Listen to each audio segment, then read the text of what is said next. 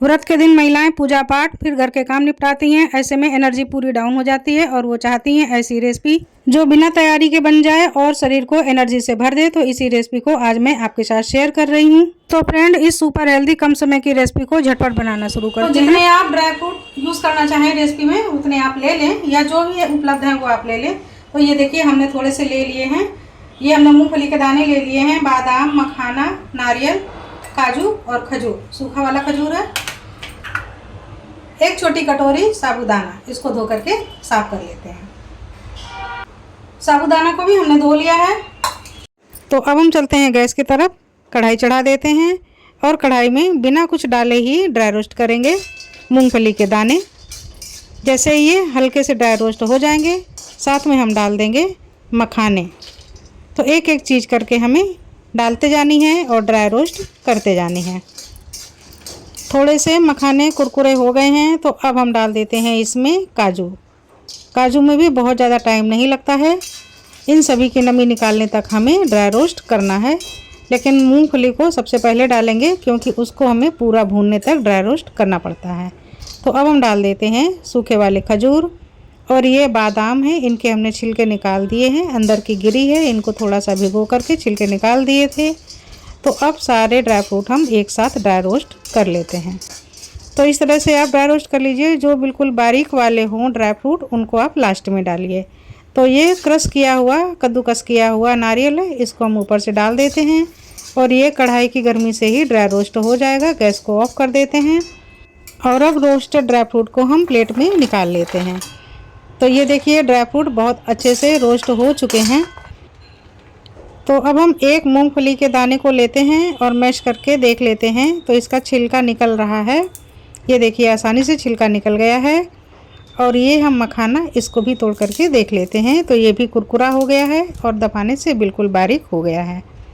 तो बहुत अच्छे ड्राई रोस्ट हो गए हैं ड्राई फ्रूट। अब हम इनको अलग रख देते हैं और कढ़ाई में बिल्कुल थोड़ा सा, एक छोटा चम्मच घी डाल देते हैं। घी को पिघला लेते हैं। ये रेसिपी बस इतने ही घी की रेसिपी है। अब हम इसी घी में जीरे को चटका लेते हैं।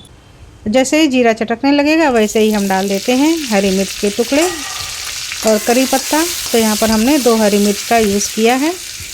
एक छोटे साइज का हमने बिल्कुल आलू ले लिया है, इसको हमने छील करके बारीक टुकड़ों में कट कर लिया है। इसको भी घी में डाल देते हैं और थोड़ा सा भून लेते हैं। जस्ट 2 मिनट के लिए ही हम भून लेते हैं। और अब ये जो हमने साबूदाना को धो करके रखा हुआ था, इनको हम हाथों से अच्छे से अलग अलग कर लेते हैं क्योंकि फूलने से ये थोड़े से चिपक गए हैं। और डाल देते हैं कढ़ाई में। और अब इन साबूदाना को भी हम थोड़ा सा भून लेते हैं। तो इनको भूनने में भी हमें 1-2 मिनट की इसी तरह से भूनना है, ज़्यादा देर तक नहीं भूनना है। ये इतनी आसान रेसिपी है फ्रेंड कि कोई भी तैयारी ना हो तो भी ये आराम से आप बना सकते हैं और बहुत ही पौष्टिक होती है।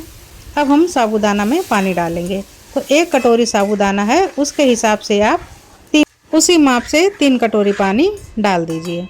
तो हमने तो अंदाज से डाला है, पर तिगुना पानी लग जाएगा। अब हम डाल देते हैं सेंधा नमक और ये काली मिर्च का पाउडर। इसको भी डालकर अच्छे से मिक्स कर लेते हैं। काली मिर्च डालने से फ्लेवर बहुत अच्छा आ जाता है। अब हम फ्लेम को थोड़ा सा स्लो कर देते हैं और ढक देते हैं 4 से 5 मिनट के लिए हम। और देखते हैं खोल करके कि ये देखिए कितना अच्छा साबूदाना पक रहा है। पकने में 10 मिनट का समय लगेगा। टोटल 10 मिनट में रेसिपी बनकर तैयार हो जाएगी। तो अभी ये पूरी तरह से पका नहीं है। तो इस समय हम डाल देते हैं सारे ड्राई फ्रूट्स। ड्राई फ्रूट्स भी पानी बहुत सोखते हैं। अगर आप टमाटर खाते हैं व्रत में तो आप टमाटर के टुकड़े भी डाल सकते हैं। तो हमने 1 टमाटर को डाल दिया था और ये देखिए 2-3 मिनट के लिए हमने और पका लिया। तो ड्राई फ्रूट ने काफ़ी पानी सोख लिया है और साबूदाना काफ़ी गाढ़ा हो गया है। आप जितना गाढ़ा या पतला अपने हिसाब से चाहें उतना रख सकती हैं। अब एक बार और ढक देती हूँ 2-3 मिनट के लिए और उसके बाद मैं खोल करके देखती हूँ। तो ये देखिए काफ़ी गाढ़ा हो गया है। ठंडा होने पर थोड़ा सा और गाढ़ा हो जाएगा। तो ये लिक्विड वाला साबूदाना पचने में बहुत आसान होता है। गैस को मैं यहीं पर बंद कर देती हूँ और नींबू निचोड़ देती हूँ। नींबू निचोड़ने से बहुत ही बढ़िया टेस्ट आ जाएगा। और ये देखिए कितनी जल्दी ये रेसिपी बनकर तैयार भी हो गई है। अब आप इसको फटाफट खा सकते हैं।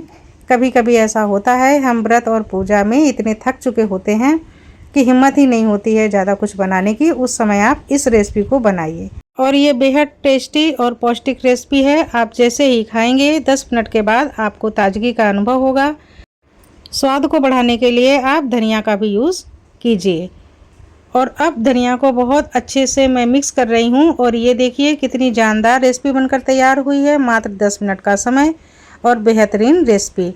तो फ्रेंड, ये रेसिपी सूप का भी काम करती है। आप वड़ा खिचड़ी बनाना भूल जाएंगे और झटपट में हर बार इसी पौष्टिक रेसिपी को बनाकर खाना चाहेंगे।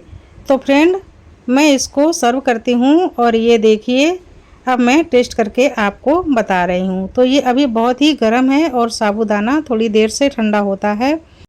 तो मैं अब थोड़ा सा खा करके आपको बताती हूँ कि इसका गजब का स्वाद है। सारे ड्राई फ्रूट पक गए हैं और मुंह में जाते ही घुल रहे हैं।